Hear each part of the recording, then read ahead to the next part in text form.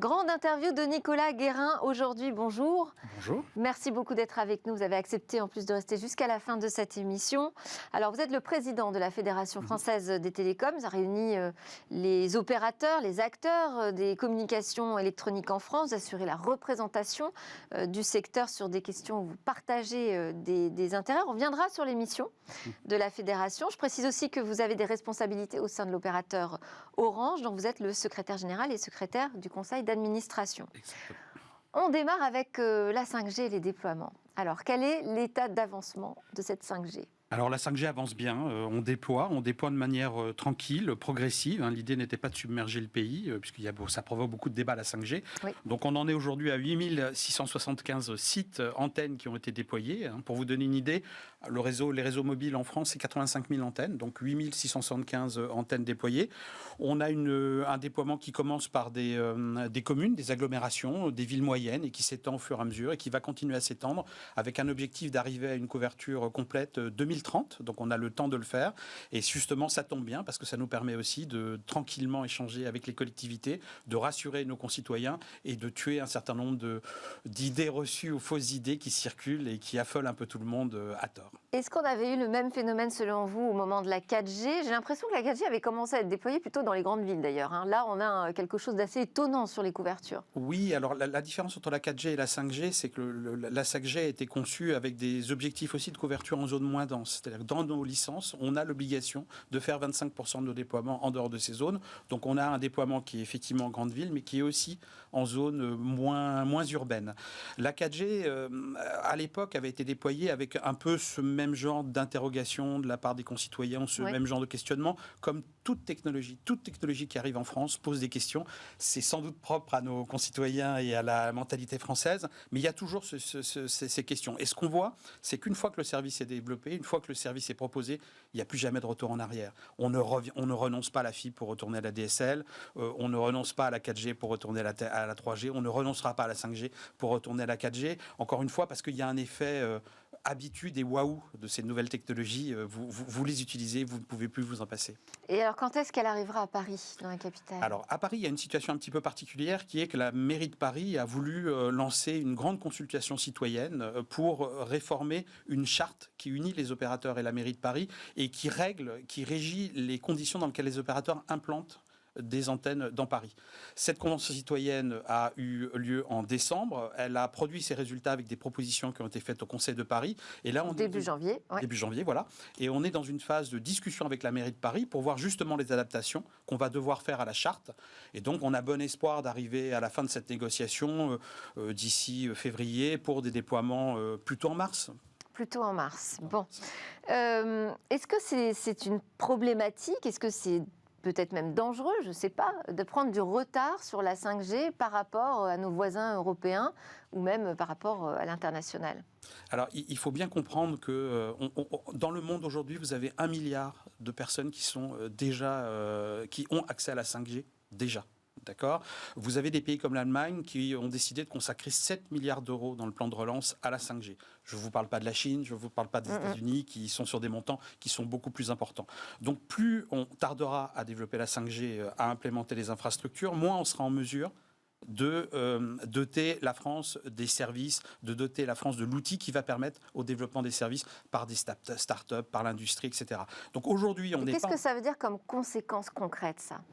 C'est simple, si vous n'avez pas la 5G, un réseau 5G qui peut être utilisé, testé par les entreprises, demain, quand vous allez avoir besoin des services qui inévitablement arriveront, vous devrez les acheter sur étagère en Asie ou aux États-Unis ou au mieux en Europe. Mais on n'aura pas cet écosystème industriel qui sera en mesure effectivement de créer et d'implémenter les services 5G nécessaires à la France. Ça veut dire pour ça, il faut aussi générer de l'envie, des besoins même du côté de l'industrie, parce qu'on attend encore ces grands projets industriels qu'on nous annonçait avec l'arrivée de la 5G, on n'en voit pas beaucoup. Et vous savez, c'est toujours la difficulté, c'est-à-dire tant que la technologie n'est pas présente, tant que vous n'émettez pas, et on ne peut pas émettre depuis ce longtemps, vous ne pouvez pas montrer aux entreprises à quoi sert réellement la 5G. Vous faites des projets, vous leur proposez des plateformes, on a proposé énormément de plateformes de tests pour leur permettre en laboratoire. de tester les usages. Mais la réalité, c'est tant que vous n'avez pas cette 5G sur le terrain, en indoor et en outdoor, les entreprises ne se rendent pas réellement compte de l'intérêt qu'elles peuvent avoir. Et là, c'est ça qui est intéressant qui se passe depuis janvier, depuis décembre, depuis les premiers lancements commerciaux, les lancements techniques et commerciaux de la 5G, c'est que maintenant, les entreprises peuvent tester en réel la 5G, en situation réelle. Et là, vous avez effectivement des tests qui ont été faits dans des usines, il y a des tests qui ont été faits avec des collectivités locales, il y a des tests qui ont été faits d'ailleurs en France ou à l'étranger. Il y a un test qui a été fait qui est très intéressant avec le port d'Anvers, en fait, où dans l'environnement du port d'Anvers, on teste toute la capacité que propose la 5G à suivre les objets, les containers, à assurer la sécurité d'un port. On ne désespère pas de faire des tests aussi avec le port du Havre en France. Voilà, on teste tous ces usages-là en grandeur réelle et c'est par ces tests qu'on arrivera à convaincre les entreprises. Parce que, alors, vous parlez des ports, mais justement, en Europe, ça a avancé beaucoup plus vite sur ces sujets. On n'a pas envie de rattraper ce train de retard? Les industriels sont frileux, ça coûte trop cher, c'est la crise Covid. Comment est-ce qu'on peut expliquer ça? Je pense qu'encore une fois, l'intérêt des industriels, il est là maintenant. On a beaucoup de travaux avec la Direction générale de l'entreprise, avec l'État français, au travers de ce qu'on appelle le comité stratégique de filière qui réunit tous les industriels qui gravitent autour de la 5G. Et on propose des plateformes de test aux entreprises et on voit qu'elles adhèrent. Elles sont de plus en plus présentes. On sent cette voix des entreprises, on la voit au MEDEF, on la voit un peu partout, monter effectivement et dire nous voulons la 5G pour des applications, nous voulons travailler avec les opérateurs pour pouvoir effectivement avoir nos propres services, et je ne parle même pas de l'écosystème des startups qui s'est mis en marche aussi autour de la 5G et qui revendique l'accès à ces plateformes pour pouvoir avoir des plateformes qui sont multi-sites, multi-opérateurs, pour pouvoir avoir la possibilité de créer leurs propres services et leurs propres produits et les mettre à disposition. Donc là, on attend l'allumage en fait. C'est en cours, c'est en ce moment, ça a lieu. Justement, je voulais vous parler de ça, donc ces cartes de couverture qui font débat aujourd'hui autour de la 5G. Est-ce qu'il y a une vraie, une fausse 5G? Est-ce que quand on couvre un territoire avec des bandes de fréquences basses, on ne va pas rentrer dans le détail, c'est de la 4G améliorée, comme certains le disent, ou non, c'est véritablement de la 5G, parce que ça porte le nom? Comment on fait pour s'y retrouver, nous, là-dedans? Alors, vraie, fausse 5G, c'est un débat qui anime beaucoup le Landerneau, qui anime un peu... C'est pas tellement ça qui est important. Je crois que le plus important, c'est vraiment que quand vous fournissez un service 5G sur fréquence élevée ou sur fréquence moins élevée, ce qui est très, très important, c'est que le consommateur ait conscience de ce qu'il paye, de ce qu'il achète. Et donc, on en revient aux travaux qu'on a effectués avec le régulateur, l'ARCEP, avec les associations de consommateurs, qui étaient justement des travaux qui ont été faits pour permettre aux consommateurs d'avoir des bonnes cartes de couverture, des bonnes informations qui leur permettent de savoir ce qu'ils achètent. Effectivement, il y a des différences technologiques d'usage entre la 5G sur des fréquences 3, 4, 3, 5 ou la 5G sur des fréquences plus basses. Mais encore une fois, le débat, c'est que le consommateur ait conscience de ces différences. Alors, quelles sont-elles? Parce que je ne suis pas sûre que ce soit le cas. Quand on voit alors on va parler clairement, la carte de Free qui annonce une couverture assez impressionnante en 5G. Orange nous dit oui, mais enfin attention, c'est fréquences basses, c'est de la 4G améliorée. Quelle est la différence pour l'utilisateur? Mais en tant que président de la FFT, je ne vais peut-être pas commenter les alors juste sur la différence pour l'utilisateur. La différence, c'est que vous avez des fréquences basses qui sont plus couvrantes, qui couvrent des étendues beaucoup plus larges, beaucoup plus rapidement. Elles se diffusent mieux. Et puis vous avez des fréquences hautes qui, elles, permettent des débits beaucoup plus importants, notamment par usager. Voilà, c'est ça la différence. Mais on fait un saut quand même de débit quand on est sur de la 5G en 700 MHz, en basse fréquence. Oui, on a quand même un gain sur le débit. Ce qu'on appelle le DSS, qui est l'utilisation des fréquences 700 pour faire de la 5G, permet un gain de débit. Oui, ça, il ne faut pas le nier, c'est pas le sujet. Après, tout le débat, c'est en fonction du nombre d'usagers aussi qui sont derrière, parce que les fréquences 700 sont beaucoup plus partagées dans leur usage. Elles sont utilisées aussi pour de la 4G.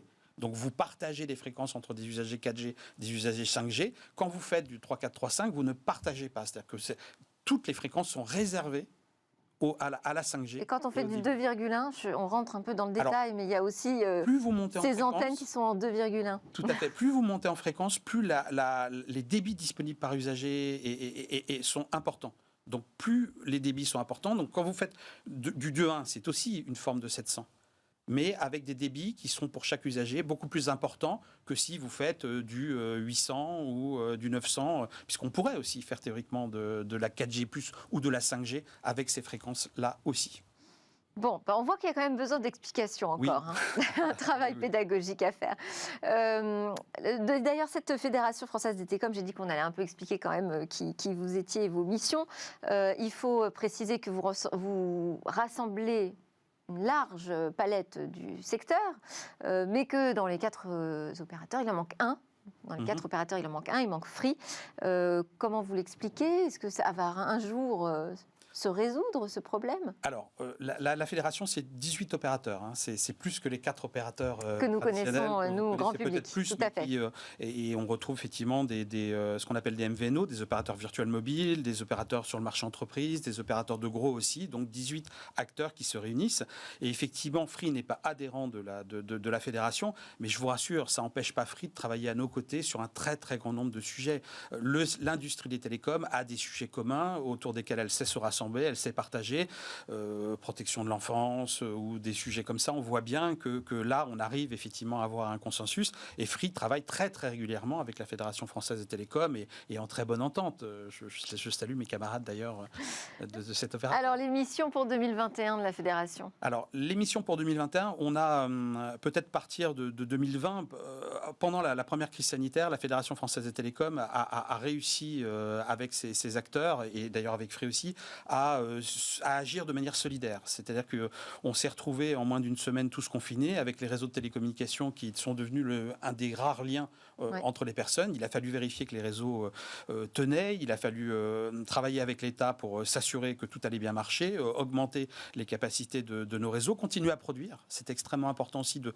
continuer à déployer nos réseaux pour permettre à nos concitoyens d'accéder à des services qu'ils attendaient, dont ils avaient encore plus besoin dans le confinement. Ça, je dois dire que ça a été redoutablement efficace. Il y a eu une continuité de service qui a été assurée. La montée en charge, en fait, on n'a pas été ressenti par les utilisateurs. Et ça fait près de 30 ans que je travaille dans les télécommunications et j'ai vraiment senti cet élan de solidarité de la part des opérateurs mis au service de nos concitoyens et ça a été très très efficace. Donc on est parti de ce constat-là et puis ce qu'on voit, c'est qu'évidemment, c'est la période, la crise sanitaire, la crise économique qu'on connaît va changer les choses. On a vu l'explosion du télétravail, multiplié par 200. On voit que la télémédecine, dont on parle depuis des années, d'un seul coup a explosé. 60 000 téléconsultations en 2019, 500 000 en une semaine début mars. Donc tous ces usages-là, on voit qu'ils se développent. Et donc la question qui se pose, c'est est-ce qu'on va revenir totalement en arrière ou est-ce qu'on va trouver un autre équilibre, une autre façon de travailler? Et là, les télécommunications ont vraiment un rôle à jouer. Quel rôle on joue? Quels services on propose, dans quel lieu, comment est-ce qu'il faut accélérer l'aménagement du territoire, et ça, c'est le rôle aussi de la Fédération française des télécoms, c'est d'animer ce débat-là et de voir quelle offre l'industrie des télécoms peut proposer aux concitoyens et quel type de service elle peut proposer. Et notamment répondre aussi aux enjeux environnementaux. Vous êtes beaucoup challengé sur cette question. Oui, alors l'environnement, c'est un sujet qui est un sujet de préoccupation de notre société en général, et les opérateurs sont dans cette société. On vit pas dans un monde à part. Donc ce débat-là, il existe depuis un certain temps. On s'en est emparé bien avant ce début d'année, même si les débats se sont intensifiés en ce début d'année. Et on a intégré ça dans nos stratégies d'entreprise. Qu'est-ce qu'on peut citer justement de concret comme engagement des opérateurs pour l'environnement? Il y a des engagements qui sont très variés, mais par exemple, il y a des engagements qui ont été pris par certains opérateurs d'anticiper les accords de Paris et d'arriver à une neutralité carbone. Certains pour 2030, d'autres pour 2040, mais en tout cas ne pas attendre 2050 pour cette neutralité carbone. Il y a des engagements qui sont pris aussi sur le recyclage des terminaux. 70% de l'empreinte environnementale des télécommunications, ce sont les terminaux. Vous recyclez les terminaux, vous faites un marché parallèle, vous les revendez, vous améliorez l'empreinte environnementale du secteur. Il y a une multitude d'engagements qui sont proposés par les opérateurs et qui ont été intégrés dans leur stratégie. Et ce sont des débats qu'on a en ce moment d'ailleurs aussi avec le gouvernement pour voir comment on codifie. Est-ce qu'il faut créer une charte? Voilà. Certains élus envisagent une réglementation, une législation. Je ne vous cache pas qu'au côté fédération, on préférait une charte et des engagements parce qu'on pense qu'il va y avoir une véritable concurrence entre les opérateurs sur ces sujets-là et que légiférer, c'est faire un standard minimum, mais c'est pas pousser les opérateurs, comme la concurrence va le permettre, à surenchérir et à prendre des engagements innovants, à faire de l'environnement en fait un avantage compétitif. Moi, je crois sincèrement que cette question environnementale devient un avantage compétitif pour certains acteurs et qui vont le pousser. Et alors, Laure de la Raudière, qui est la nouvelle présidente du régulateur des télécoms, de l'ARCEP, a dit que c'était aussi parmi les priorités qu'elle s'était fixées, l'objectif de développement durable. Oui, très, très clairement, mais encore une fois, on va travailler avec Laure de la Raudière dans l'avenir sur ces sujets-là aussi, il n'y a aucun problème. D'ailleurs, on salue au passage sa nomination, mais il ne faut pas croire que les opérateurs attendent le régulateur ou ont besoin d'une loi, d'une réglementation pour agir. On a divisé par 3 notre consommation en matière sur les réseaux mobiles et par 7 sur les réseaux fixes. D'accord ? Quand vous regardez les autres secteurs, on voit que les autoroutes, c'est moins 2% de réduction, moins 2%. Nous, on divise par 3 et par 7. On a déjà divisé par 3 et par 7. Donc, on agit déjà sur nos réseaux. On agit déjà sur cette empreinte pour la diminuer. Et puis, on ne va pas s'arrêter là, puisque on est fermement convaincu que les télécommunications vont être un moyen d'améliorer l'empreinte environnementale des autres secteurs. Et ça, c'est important. On ne regarde que le réseau, les terminaux, les usages, de manière séparée. Il faut regarder ce sujet-là dans sa globalité. Et nous, on propose de mettre le numérique au service de l'environnement. C'est les villes intelligentes, c'est comment gérer intelligemment avec les numériques l'éclairage public, le ramassage des ordures, les embouteillages. Si vous mettez des capteurs dans les autoroutes, vous arrivez à réguler mieux le trafic qu'on ne le fait aujourd'hui, et donc vous diminuez la pollution. C'est tous ces sujets-là qu'on met sur la table, qu'on propose. La 5G, d'ailleurs, est au cœur de cette stratégie de réduction de l'empreinte environnementale de l'industrie en général, des villes, des particuliers. Nous, de manière très transparente et très libre, on propose des plateformes de test, des plateformes d'usage qui vont permettre aux gens de se rendre compte que ce qu'on dit est une réalité. Alors après l'environnement, je vous interroge sur la santé. Marc Arazi a sorti un livre PhoneGate qui dit que nos portables sont dangereux pour notre santé. Qu'est-ce que vous répondez, vous, à ça ? Vous savez, ça fait encore une fois 27 ans que je suis dans les télécommunications. Le mobile, on nous dit ça depuis une vingtaine d'années, qu'il y a des problèmes de santé. Il y a d'ailleurs des messages d'avertissement de la part de la fédération et des opérateurs sur... les téléphones ne doivent pas être mis entre les mains d'un enfant de moins de 13 ans, je crois. Exactement. On recommande d'utiliser les kits main libre. Alors, le docteur Arazi dit, même les kits, le problème, c'est qu'ils véhiculent les ondes. Oui, transportent les ondes. Vous savez, les ondes, elles sont autour de nous. La télévision véhicule les ondes, tout véhicule des ondes.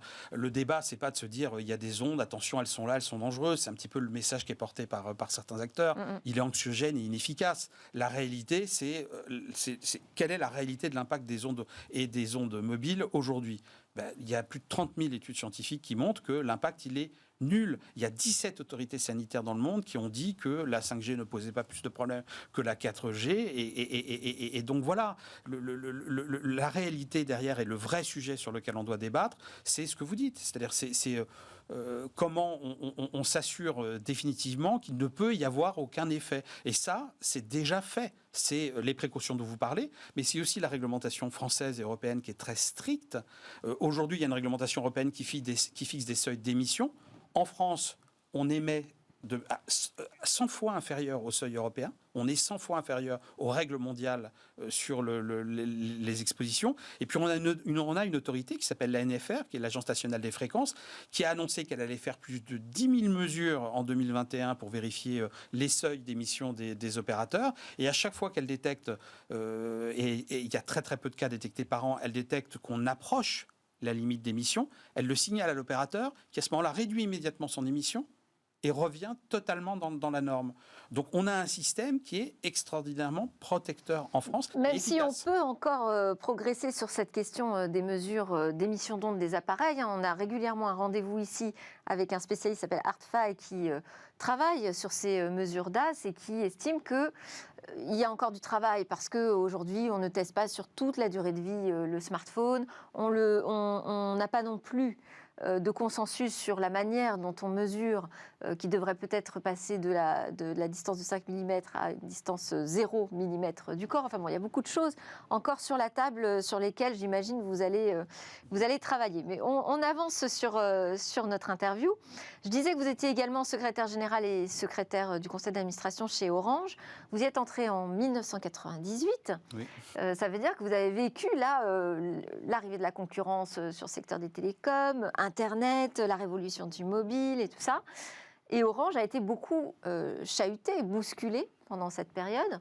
Est-ce qu'il a encore, l'opérateur, est-ce qu'il a encore ce rôle d'opérateur historique ? Alors, pour la petite anecdote, je suis arrivé le 5 janvier 1998 chez Orange, venant d'SFR, et c'était le premier jour ouvré à la concurrence. Donc voilà, donc j'ai effectivement connu cette ouverture à la concurrence. La situation d'il y a 30 ans, elle est très très différente. Il y a 30 ans, vous aviez un réseau, c'était le réseau cuivre, d'accord. On avait des réseaux mobiles qui se déployaient, qui continuaient à se déployer. Donc il y avait une sortie de monopole qui devait être faite. Aujourd'hui, on n'est plus du tout dans cette situation-là. Aujourd'hui, vous avez 4 réseaux mobiles, très clairement, qui sont ultra concurrentiels. Vous avez un réseau cuivre qui perdure, mais qui va se fermer. Alors, qui va bientôt disparaître ? Alors bientôt entre 2021 et 2030, effectivement, on commence à fermer le cuivre en 2021 pour achever sa fermeture en 2030. Vous avez un réseau cuivre, vous avez un réseau câblé, vous avez des réseaux fibres. L'opérateur Orange n'est plus propriétaire du réseau fixe. Il est propriétaire d'environ 70% du réseau fixe qui existe aujourd'hui. Vous avez des solutions satellites qu'on oublie aussi très souvent, mais qui existent, qui sont présentes. Donc on a une multitude de supports de services de télécommunications qui existent. Donc vous avez des acteurs qui sont nombreux. Je vous ai parlé de 18 opérateurs au sein de la fédération qui se font une concurrence acharnée. Parce qu'aujourd'hui, il faut comprendre que cette concurrence, ce secteur est très concurrentiel. Ouais. Les prix sont les plus bas d'Europe. Donc, on n'est plus dans la situation d'un opérateur dit historique qui contrôlerait les réseaux et qui aurait une position dominante. On est dans une situation très concurrentielle avec une maison... un opérateur qui est quand même largement numéro 1 encore en France. Qui est encore numéro 1, mais encore une fois, dont je peux dire que je suis très fier de travailler pour ce fleuron qu'est Orange, effectivement, mais qui joue un rôle dans un marché, encore une fois, qui est très, très concurrentiel. On va passer à notre version très express de cet entretien. Ce sont des questions ouvertes, plus personnelles, et je vous demanderai de répondre spontanément autant que possible. Je vous lance sur un mot et vous répondez en 2 phrases, si possible. Vos rêves, Nicolas Guérin? Mes rêves, c'est de voir mes enfants, mes 3 enfants qui sont adolescents, retrouver une vie normale et pouvoir vivre leur jeunesse autrement que par le numérique. Étrange pour un président de Fédération française des télécoms, mais je leur souhaite vraiment de pouvoir retrouver un lien social intense. Vos peurs ? Alors mes peurs, c'est l'obscurantisme, c'est le complotisme. J'ai l'impression aujourd'hui qu'ils prennent le pas sur la possibilité d'avoir des débats sur des réalités, des faits, etc. Donc ma plus grande peur, c'est que la peur l'emporte, très clairement. Vos interrogations ? Mes interrogations, c'est que sera le monde de demain. Alors il sera numérique, mais pas que. Est-ce que le télétravail va l'emporter? Comment on va travailler demain? Comment on va vivre demain? Qu'est-ce qui va rester de cette crise sanitaire quand on en sortira? Et quels seront ses effets sur nos vies? Vous avez une idée fixe? Une idée fixe, j'ai une idée fixe. J'ai une passion, les télécommunications. Une idée fixe, non, je suis quelqu'un de très ouvert, j'ai pas d'idée fixe. Et le futur, justement, vous l'imaginez? Inclusif et numérique, je ne peux pas vous dire autre chose que ça. La prochaine révolution dans les télécoms? Alors, la révolution dans les télécoms, ça a presque plus de sens, puisque depuis 30 ans, en fait, on a des évolutions permanentes. On vit dans un rythme d'évolution permanent. Donc, la révolution dans les télécoms serait pour moi... Ce ne serait pas la 6G, par exemple? Non, parce que la 6G, elle va arriver un jour. Elle va arriver un jour. Et puis peut-être, je ne sais pas s'il y aura une 7G, je ne sais pas, on modernisera, on réfléchit aussi aux générations suivantes de fibres. Donc, c'est en permanence, vraiment en permanence. On est en évolution permanente dans ce secteur-là. Donc la révolution, si je peux me permettre de manière pour provoquer un petit peu, ce serait qu'enfin on reconnaisse au secteur des télécommunications ses qualités, qu'on arrête de voir un peu toujours les trains qui arrivent en retard et pas ceux qui arrivent en avance. Et je vous assure que dans les télécommunications, on mène de front énormément de chantiers. Il y a une énorme implication de nos salariés pour fournir le meilleur des réseaux à tous nos concitoyens. On aimerait que ce soit un petit peu plus reconnu et que, encore une fois, on ne nie pas que parfois il y a des problèmes, mais qu'on... Voilà, le verre à moitié plein ou 3/4 plein soit aussi regardé. Et vous, dans 5 ans, vous serez où? Alors, 30 ans dans les télécommunications, j'apprends tous les jours, je continue à découvrir ce secteur. J'espère être encore dans les télécommunications et pouvoir continuer à apporter ma petite contribution à ces évolutions permanentes. Bon, en tout cas, dans les 5 minutes qui suivent, vous serez toujours sur ce plateau. Merci beaucoup, plaisir, Nicolas Guérin. Juste après la pause, on part sur la station spatiale chinoise.